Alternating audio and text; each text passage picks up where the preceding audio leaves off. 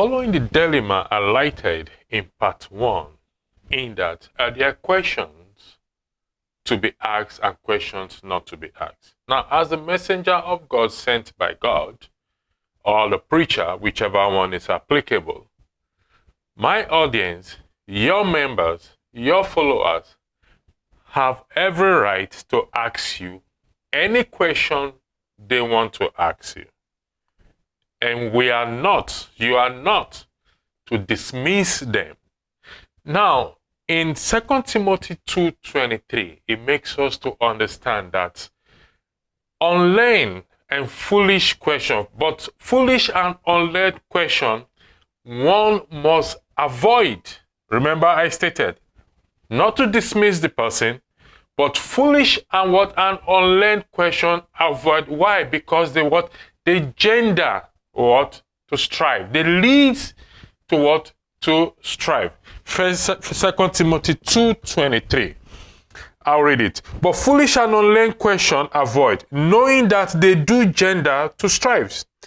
And the servant of the Lord must not strive, but be gentle unto all men, have to teach, patient, in meekness instructing those that oppose themselves. If God peradventure will give them repentance to the acknowledging of of the truth. Often questions, foolish and unlearned questions, are void of of truth. Or, on the other hand, these ones know the truth. Now, an example of how to deal with foolish and unlearned question was clearly displayed by by the Master himself, the one who called you and I, the one who gave us the commission. Now, in Matthew 21, the priests and the scribes came to him, asking him, on whose authority do you do all these things? Who gave you the authority? Now, Christ did not dismiss them. What he did was to address and say, listen, I will answer your question, but on the condition that you provide me answer to my own question. The baptism of John, is it from heaven? Now, it puts them in a very difficult position. If we say it's from heaven, they said, okay, he will say, why do we not believe him? If we say it's from earth, the people regard John the Baptist as a prophet, so they may get upset. Now, they were unable to provide an answer to Jesus Christ.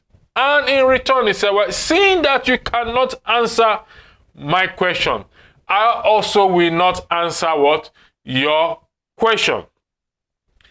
That is how to deal with foolish and unlearned question. One, you will know that is void of of truth.